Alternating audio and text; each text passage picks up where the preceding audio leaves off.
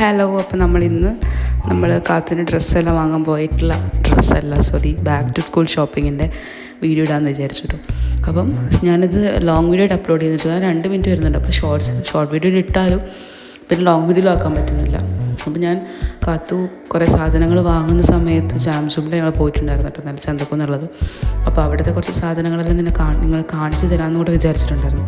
അപ്പോൾ അവിടെ കാത്തുനാണെങ്കിൽ നമുക്ക് പറ്റിയൊന്നും പറ്റത്തില്ല. അവർക്ക് ഇങ്ങനെ വീതിയുള്ള വാട്ടർ ബോട്ടിലൊക്കെ പറ്റും. നമ്മളതൊന്നും വേണ്ട എല്ലാം പറഞ്ഞിട്ട് നമുക്ക് ഇഷ്ടപ്പെട്ട ഈ ഒരു വാട്ടർ ബോട്ടിലൊക്കെ സെലക്ട് ചെയ്യിപ്പിച്ചിട്ടുണ്ടായിരുന്നു കേട്ടോ.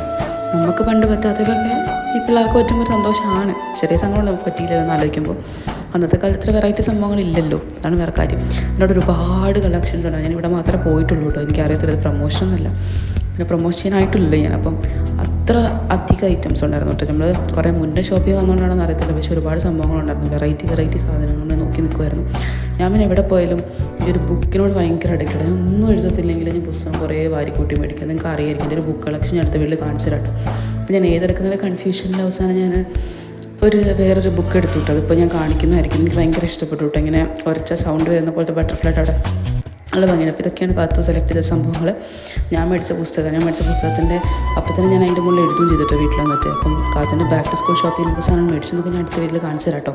അപ്പോൾ ഞാൻ ഇതിലിങ്ങനെ കുറച്ച് എന്തെങ്കിലുമൊക്കെ ചെയ്യണം എന്നൊക്കെ വിചാരിക്കുന്നുണ്ട്. ജനങ്ങളൊക്കെ ഞാൻ കുറേ ചെയ്യാൻ ചെയ്തിട്ടില്ല, എനിക്കറിയാം. അപ്പം അടുത്ത വീഡിയോയിൽ ഞാൻ കാത്തുനിന്നൊക്കെ മേടിച്ചുള്ള സംഭവങ്ങൾ നിങ്ങളെ കാണിക്കുന്നതായിരിക്കും കേട്ടോ. അപ്പോൾ നിങ്ങൾക്ക് വീഡിയോ ഇഷ്ടപ്പെട്ടു എന്നുണ്ടെങ്കിൽ തീർച്ചയായും സബ്സ്ക്രൈബ് ചെയ്യണം, ഷെയർ ചെയ്യണം, ലൈക്ക് ചെയ്യണം. അപ്പോൾ അടുത്ത വീഡിയോ ഇട്ട് കാണുന്നവരെ ടാറ്റാ.